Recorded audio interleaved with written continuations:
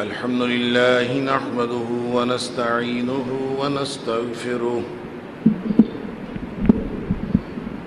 ونؤمن به ونتوكل عليه ونعوذ بالله من شرور أنفسنا ومن سيئات أعمالنا من يهده الله فلا مضل له ومن يضلل فلا هادي له ونشهد أن لا إله إلا الله وحده لا شريك له ونشهد أن محمدًا عبده ورسوله أرسله بالحق بشيرا ونذيرا بين يدي الساعة فمن يطع الله ورسوله فقد رشد واهتدى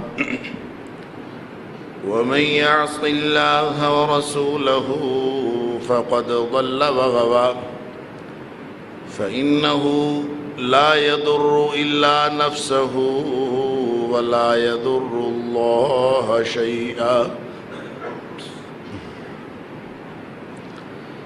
نسأل الله ربنا أن يجعلنا ممن يطيعه ويطيع رسوله ويتبع رضوانه ويجتنب سخطه فإنما نحن به وله أما بعد فإن خير الحديث كتاب الله وخير الهدي هدي محمد صلى الله عليه وآله وسلم وشر الأمور محدثاتها وكل محدثة بدعة وكل بدعة ضلالة وكل ضلالة في النار فأعوذ بالله السميع العليم من الشيطان الرجيم من همزه ونفخه ونفثه بسم الله الرحمن الرحيم ومن أحسن دينا ممن أسلم وجهه لله وهو محسن واتبع ملة إبراهيم حنيفا واتخذ الله إبراهيم خليلا اور اس سے اچھا دین کس کا ہو سکتا ہے جو اپنے آپ کو اپنے اللہ کے سپرد کر دے اور وہ محسن ہو واتبع ملت ابراہیم حنیفہ اور ابراہیم علیہ السلام کا جو دین ہے جو ان کا طریقہ ہے اس کی پیروی کرنے والا ہو وہ ابراہیم جو اپنے اللہ کی طرف یکسو تھا ہر طرف سے منہ موڑ کر واتخذ اللہ ابراہیم خلیلا اور ابراہیم وہ ہے جس کو اللہ نے اپنا خلیل بنایا صدق اللہ العظیم اللہ کی توفیق سے گفتگو کا سلسلہ جاری ہے احسان کے حوالے سے کہ دین کے تقاضوں میں ایک بہت بنیادی تقاضا جس کا تعلق تمام عبادات کے ساتھ بھی ہے تمام معاملات کے ساتھ بھی ہے ہماری زندگی کے جو انفرادی معاملات ہیں ان کے ساتھ بھی ہے اور اجتماعی معاملات کے ساتھ بھی اس حکم اس تقاضے اور اس جذبے کی بات ہو رہی ہے جس کو اللہ کے قرآن نے احسان فرمایا اور نبی اکرم صلی اللہ علیہ وآلہ وسلم نے اس کی تشریح یہ فرمائی کہ دو کیٹیگریز ہیں دو سطحیں ہیں دو درجے ہیں ایک درجہ تو یہ ہے کہ ہر کام کرتے وقت یہ ذہن میں ہونا چاہیے کہ میں اپنے اللہ کو دیکھ رہا ہوں گویا مقام مشاہدہ کہ اللہ کو میں دیکھ رہا. اور اگر یہ درجہ کوئی شخص حاصل نہ کر سکے یا حاصل کرنے کی کیفیت بھی نہ بنا سکے تو دوسرا درجہ یہ ہے کہ فَإِنَّهُ يَرَاكَ، اگر تم اللہ کو نہیں دیکھ سکتے اور یقیناً نہیں دیکھ سکتے تو پھر اللہ تو تمہیں دیکھ رہا ہے. تو میں یہ عرض کر رہا تھا کہ سورہ نساء کی آیت نمبر 125 جو میں نے آپ کے سامنے تلاوت کی ہے، یہ اس احسان کی بہت بہترین تشریح ہے. القرآن یفسر بعدہ بعدا، قرآن اپنی تشریح خود کرتا. اور اللہ کے قرآن میں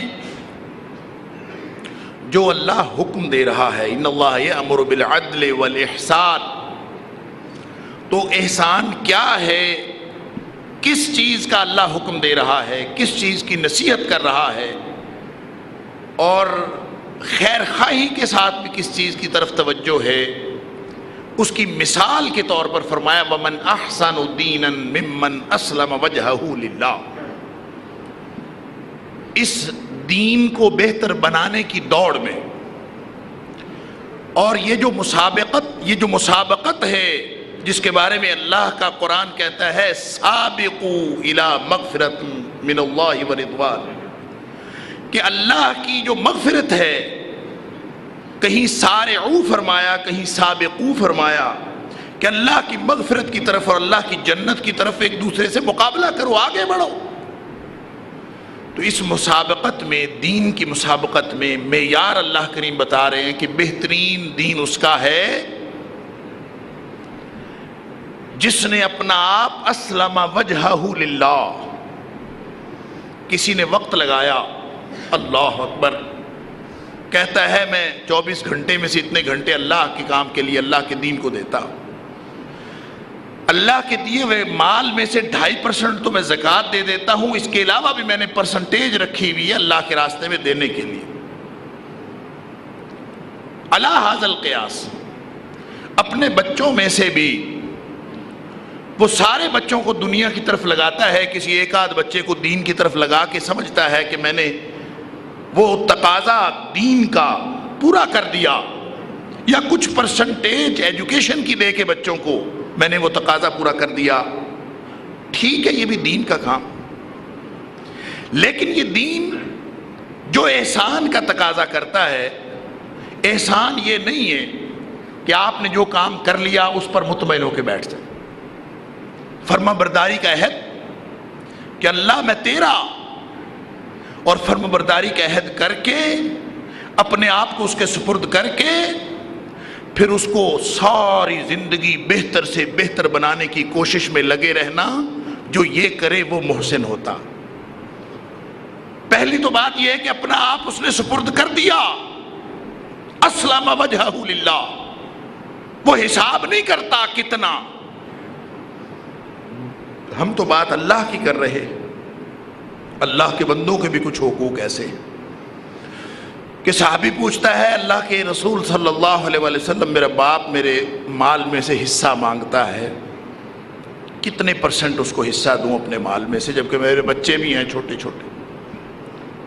نبی کریم صلی اللہ علیہ وآلہ وسلم نے فرمایا انت و مالک لابیک، تو اپنے مال میں سے حصہ کیلکولیٹ کرنے کی کوشش کرتا ہے، تو بھی اور تیرا مال بھی سارا تیرے باپ کی ملکیت ہے، تو خود اپنے باپ کی ملکیت. تو یہ تو بات اس ہستی کی ہے جس کو دائرہ ربوبیت میں اللہ نے شامل کیا ہے. کما ربیانی صغیرا، میں چھوٹا تھا تو مجھے پالا تھا، اور جس نے چند برس پالا ہو، جب اس کا حق یہ ہو کہ انت و مالک لابیک، تو کیا خیال ہے اس خالق و مالک کے بارے میں جس نے پیدا بھی کیا، جس نے زندگی بھی عطا کی، جس نے سانسوں کیا یہ جو ڈور بھی جوڑی، جس نے صلاحیتیں بھی عطا کی، جس نے مال بھی عطا کیا، دنیا کائنات کی ہر نعمت عطا کرنے والا بغیر استحقاق کے، اور بغیر استحقاق کے اشرف المخلوقات بنا کے اس دنیا میں بھیجنے والا، اس کے حق کی کیفیت کیا ہوگی؟ اس لیے فرمایا اسلم وجہہ للہ، جس نے پرسنٹیج رکھی ہے وہ اپنے دین اور اپنے ایمان اس کو ٹٹول لے ایک دفعہ پھر، اس لیے کہ یہ اللہ کا دربار ہے، یہ خالق و مالک کا دربار ہے۔ اگر یہاں گننے لگ پڑے نا تو پھر وہ بھی گنے گا کہ میں نے کیا کیا کچھ دیا ہے۔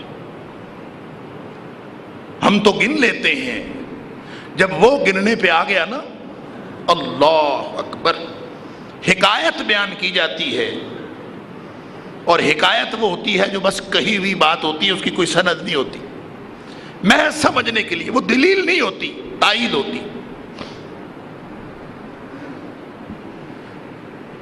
کہ ایک شخص اس نے ساری زندگی اللہ کی بندگی میں گزار دی، عبادت کے علاوہ کچھ نہیں کیا، 60 سال کی عمر میں 60 سال بندگی کی، اللہ کے دربار میں پہنچ گیا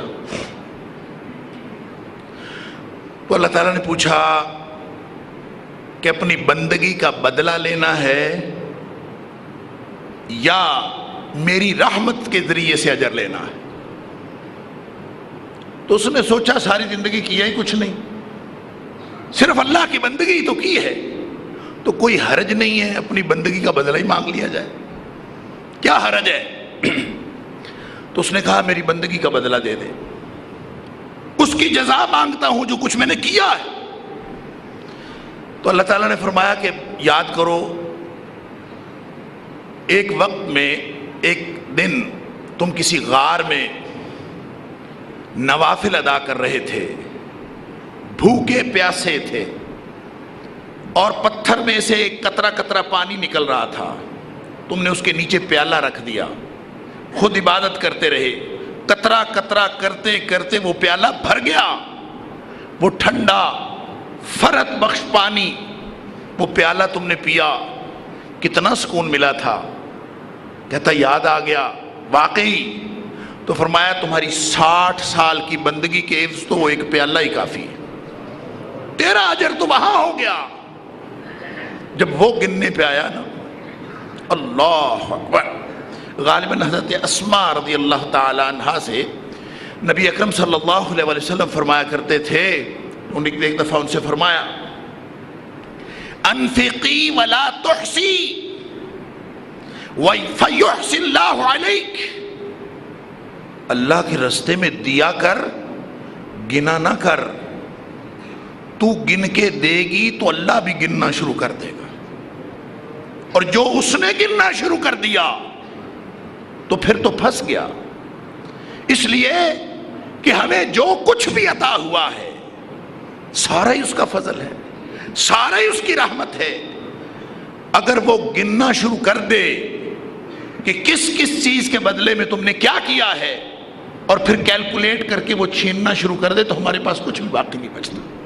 اللہ اکبر، لہذا فرمایا دین تو اس کا ہے، ممن اسلم وجہہ للہ، جس نے اپنا آپ اپنے اللہ کے سپرد کر دیا۔ اب گنتی شنتی کوئی نہیں ہے، کیا اللہ میں بھی تیرا، میری جان تیری، میرا مال تیرا، میری ہر صلاحیت تیری، میرے شب و روز تیرے، میری اولاد تیری، جس کو میں اپنا کہتا ہوں میرا سب کچھ تیرا۔ اس لیے میں عرض کیا کرتا ہوں یہ دعائیں نہ کیا کریں اللہ سے کہ اللہ ہماری نماز قبول کر لے، اللہ ہمارا روزہ قبول کر لے، اللہ ہماری زکوٰۃ قبول کر لے، اللہ ہمارے صدقات قبول کر لے، یہ نہ دعا کیا کریں۔ اللہ سے بس ایک ہی دعا کیا کریں، اللہ تو ہم سب کو اپنے بارگاہ میں قبول فرما لے، ہمیں قبول فرما لے۔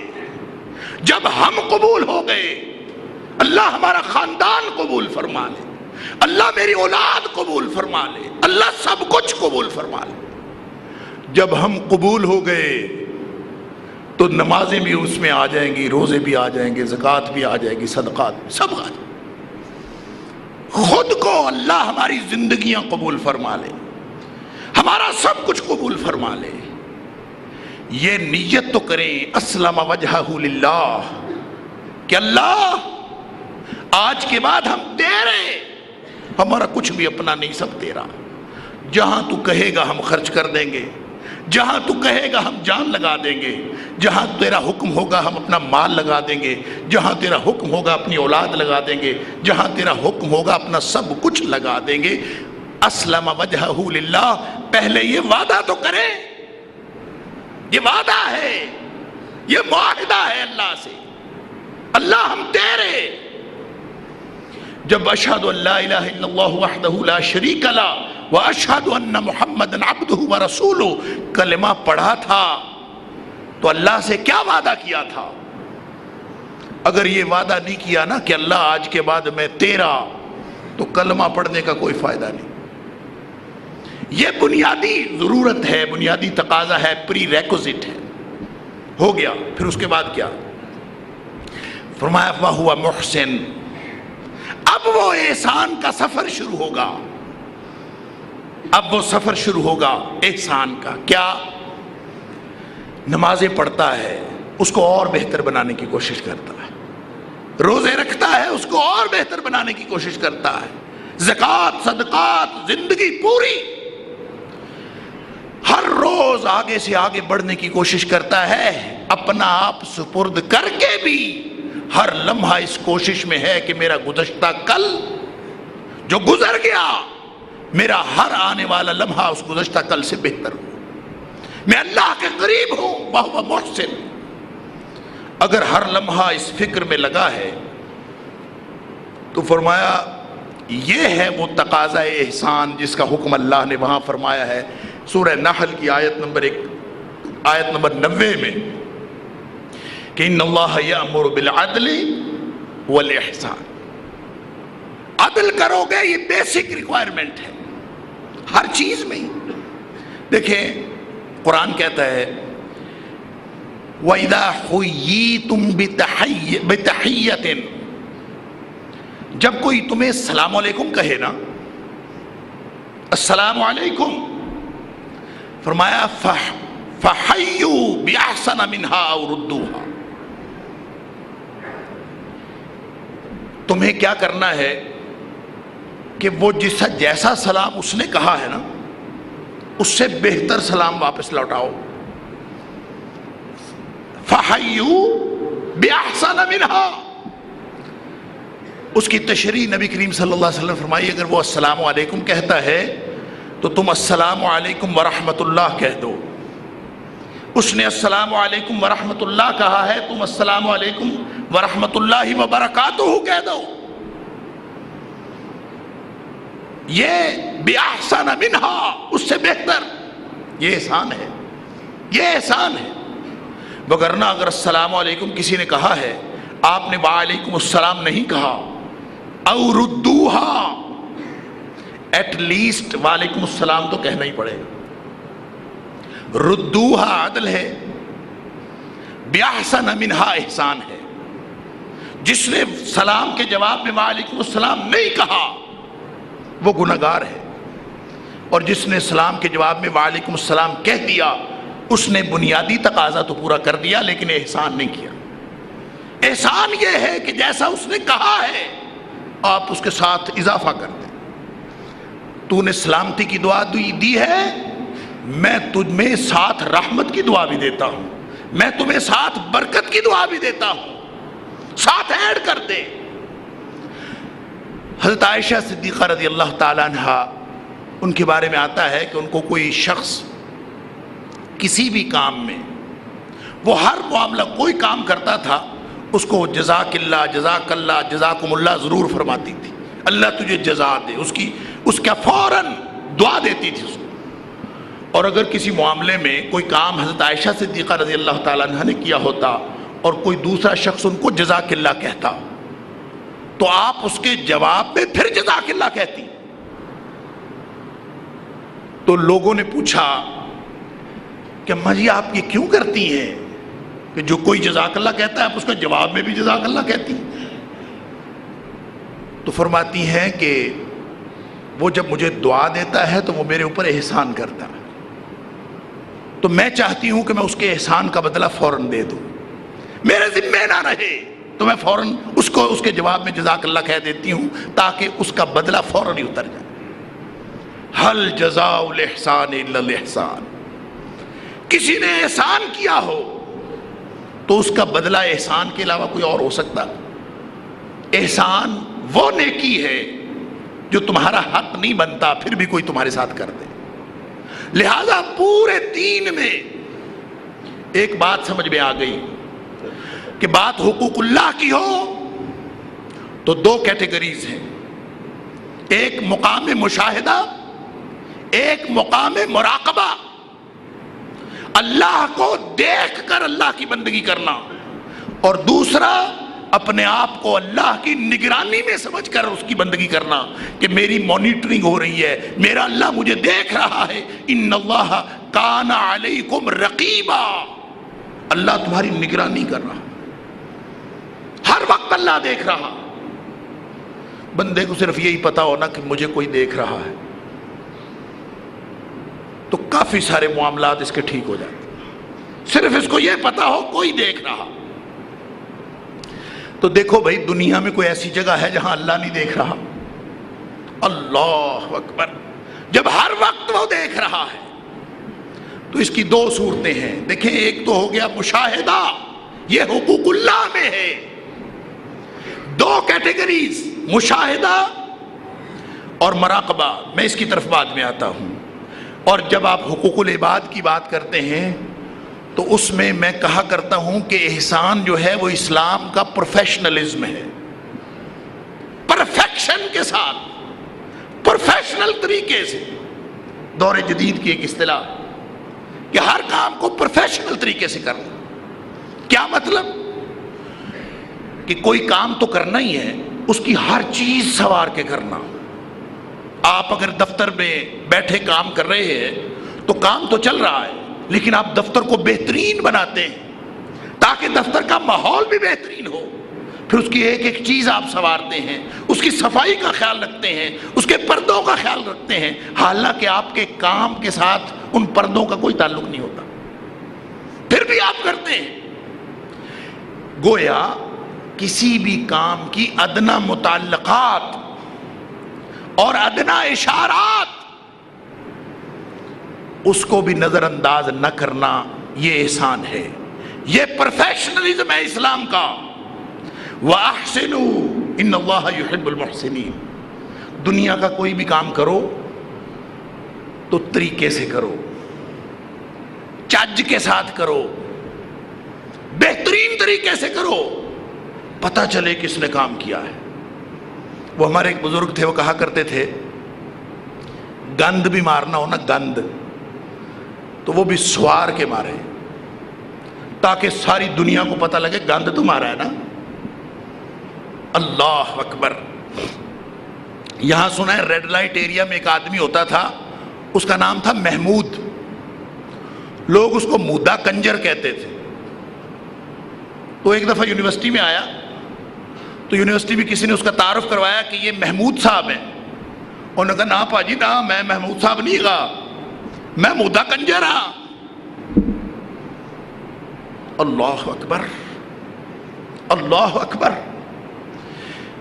کوئی شخص اگر گند مارتا ہے اور وہ اپنے گند پر اتنا فخر کرتا ہے کہ مجھے مودا کنجر کہو، تو کیا خیال ہے اللہ کا دین ایسا ہے کہ آپ سرسری سا کر کے، واجبی سا کر کے، بچ بچ کے کوئی مجھے مولوی نہ کہے، کوئی مجھے بنیاد پرست نہ کہے، میرے اوپر یہ لیبل نہ لگ جائے، میرے اوپر یہ لیبل نہ لگ جائے. ہم نماز بھی پڑھتے ہیں تو لوگوں سے بچتے ہیں کہ نہ بنا میں مولوی کوئی نہیں ہوں، لوگوں کو ثبوت دیتے پھرتے ہیں کہ ہم یہ نہیں ہیں. بھئی دیکھ لیجئے، نبی اکرم صلی اللہ علیہ وآلہ وسلم نے اللہ کی عبادت کے حوالے سے یہ دو باتیں فرمائیں. قرآن نے آپ کو مثال دے کے سمجھایا ہے کہ اگر نہ سمجھ آئے نا کہ احسان کیا ہوتا ہے تو واتبع ملت ابراہیم حنیفا، تم ایسے کرو ابراہیم علیہ السلام کی زندگی کو دیکھ لو، تمہیں احسان کا مطلب سمجھ میں آ جائے۔ ابراہیم علیہ السلام نے کیا کیا؟ جو اللہ چاہتا رہا، جو اللہ کہتا رہا، ابراہیم علیہ السلام کرتے رہے، کوئی بات نہیں چھوڑی، اور اخیر تو اخیر ہی کر دی۔ پھر وہ جب بیٹے کو ذبح کیا تھا تو اللہ تعالیٰ نے کوئی صحیفہ بھیجا تھا آسمان سے؟ کیا کیا تھا؟ کوئی لکھی ہوئی اسٹیٹمنٹ آئی تھی؟ کوئی اللہ کی طرف سے نوٹیفیکیشن آیا تھا؟ نہیں، کچھ بھی نہیں ہوا۔ انی ارا فی المنام، بیٹا میں نے خواب میں دیکھا ہے، انی اذبحک، میں نے خواب میں دیکھا ہے کہ میں تجھے ذبح کر رہا۔ اللہ اکبر، خواب میں دیکھا، حکم نہیں ملا، کہا نہیں گیا کہ بیٹا ذبح کرو،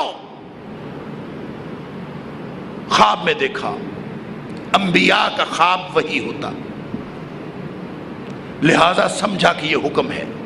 میں عرض کر رہا تھا ادنا اشارے کو بھی حکم سمجھ کے اس پر عمل کرنا یہ احسان ہے۔ خواب میں دکھایا، سمجھ لیا میرا اللہ مجھ سے چاہتا ہے کہ میں اپنے بیٹے کو قربان کر دوں۔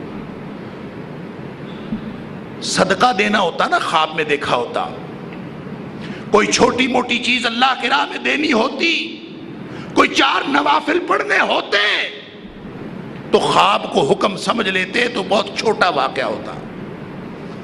یہ تاریخ انسانی کا واحد اور انوکھا واقعہ ہے۔ بیٹے کو ذبح کرنے کا نہ اس سے ماقبل کی تاریخ میں نہ اس کے بعد کی تاریخ میں آج تک کسی کو حکم نہیں ہوا۔ صرف حکم ہوا ہے تو ابراہیم علیہ السلام کو ہوا ہے، اور وہ بھی کیسے ہوا ہے؟ انی ارا فی المنام انی اذبحک، بیٹا میں نے خواب میں دیکھا ہے کہ میں تجھے ذبح کر رہا ہوں۔ 1000 تعویلیں ہو سکتی تھی، سمجھنے کی بات یہ ہے کہ جب کبھی اللہ نے کسی سے تاریخ انسانی میں بیٹا ذبح کرنے کا تقاضا ہی نہیں کیا تو اس کی تعویلیں ہو سکتی تھی کہ اللہ پتہ نہیں مجھ سے کیا چاہتا ہے، خواب کی تعبیر کروا لیتے ہیں، معبرین سے پوچھوا لیتے ہیں، اس کی کوئی تعویل کر لیتے ہیں، لیکن نہیں، احسان یہ ہے ہی نہیں۔ احسان تو یہ ہے کہ آدمی بیٹھا سوچتا رہے کہ میرا مالک مجھ سے چاہتا کیا ہے، ذرا سا اشارہ ہوا یہ سرگرم عمل ہو جائے، اگر یہ کرے گا تو یہ احسان ہے۔ اقبال کہتا ہے عشق فرمودہ قاصد سے سبک گام عمل، عقل سمجھی ہی نہیں مانی پیغام، ابھی بے خطر کود پڑا آتش نمرود میں عشق، عقل ہے محو تماشائے لبے بام ابھی۔ ابراہیم علیہ السلام سوچی پڑ جاتے نا تو آگ میں چھلانگ لگانے کی کیا ضرورت تھی؟ 1000 دلیلیں موجود ہیں آگ سے بچنے کے لیے، لیکن احسان کے تقاضے اور ہوتے ہیں، کیلکولیشنز کے تقاضے اور ہوتے ہیں۔ عقل سمجھاتی ہے کہ سوچ لو، کر لو، گن لو، کافی کر لیا، کافی ہو گیا، لیکن جو احسان کا تقاضا ہے وہ یہ کہ اگر خواب میں اشارہ بھی ہو گیا ہے then what؟ اللہ اگر یہ چاہتا ہے تو بیٹا آگے سے کیا کہتا ہے؟ بیٹا بھی تو اسی کا ہے، وہ کہتا ہے یا ابت افعل ما تؤمر۔ اس نے یہ نہیں کہا کہ ابا جی خواب ہی تو ہے، کوئی ڈائریکٹ حکم تو ہوا نہیں، کچھ اور کر لیں، کوئی اور رائے۔ کہتے نہیں ابا جی جو حکم ہوا ہے کر گزرے۔ کیا کرنا تھا؟ کسی کو گولی مارنی تھی؟ کسی کے گلے پہ چھری مارنی تھی؟ اپنے گلے پہ چھری پھروانی تھی۔ یا ابت افعل ما تؤمر، اے ابا جی جو حکم ہوا ہے کر گزریے، گویا میرے گلے پہ چھری پھیر دیجئے، اگر میرا اللہ یہ چاہتا ہے تو مجھے اور کیا چاہیے؟ یہ بے قبول ہے. یہ ہے ابراہیم علیہ السلام کی ملت. واتبع ملت ابراہیم حنیفا. اللہ تعالیٰ خود فرماتے ہیں وہ بھی تیار وہ بھی تیار. خواب میں دکھایا تھا, حکم تو دیا ہی نہیں تھا کوئی کلیئر کٹ. فلما اسلما وتلہ للجبین, وہ اس کو لٹا کے دونوں تیار ہوئے. خواب دیکھ کے دونوں تیار ہو گئے. وہ قربان ہونے کے لیے تیار, وہ قربان کرنے کے لیے تیار. نہ بیٹے نے کوئی چوچرا کی, نہ باپ نے کوئی چوچرا کی. یہ ہے ابراہیم علیہ السلام کا اسوہ. اسلم وجہہ للہ وہو محسن. سارے امتحانوں میں بھی پاس ہو گیا ہے تو چاہتا ہے کہ اور قرب مل جائے میرے اللہ کا, آگے سے آگے بڑھنے کی کوشش. اللہ تعالیٰ فرماتے ہیں وَنَادَيْنَاهُ أَن يَا إِبْرَاهِيمُ قَدْ صَدَّقْتَ الرُّؤْيَا. ہم نے آواز دی ہے ابراہیم, اور رک جا, تو نے خواب بھی سچا کر دکھایا, خواب بھی سچا کر دکھایا. قَدْ صَدَّقْتَ الرُّؤْيَا, دکھایا ہی تو تھا, اشارہ ہی تو کیا تھا, تو نے وہ بھی سچا کر دکھایا. یہ ہے وہ اسوہ احسان کا جو اللہ کریم بطور مثال کے تمہارے سامنے رکھتے ہیں کہ تمہیں اگر احسان کی بات سمجھ میں نہیں آتی تو ابراہیم علیہ السلام کی زندگی کو سمجھ. وَمَنْ أَحْسَنُ دِينًا مِمَّنْ أَسْلَمَ وَجْهَهُ لِلَّهِ وَهُوَ مُحْسِنٌ وَاتَّبَعَ مِلَّةَ إِبْرَاهِيمَ حَنِيفًا. جو ابراہیم علیہ السلام ہر طرف سے منہ موڑ کر ایک اللہ کے ہو جانے والے ابراہیم علیہ السلام, ان کا اسوہ اپناؤ گے تو تمہارا دین بھی احسان والا دین ہوگا. پھر اللہ کیا کرتا ہے؟ وَاتَّخَذَ اللَّهُ إِبْرَاهِيمَ خَلِيلًا. یہ قرب کہاں پہنچتا ہے؟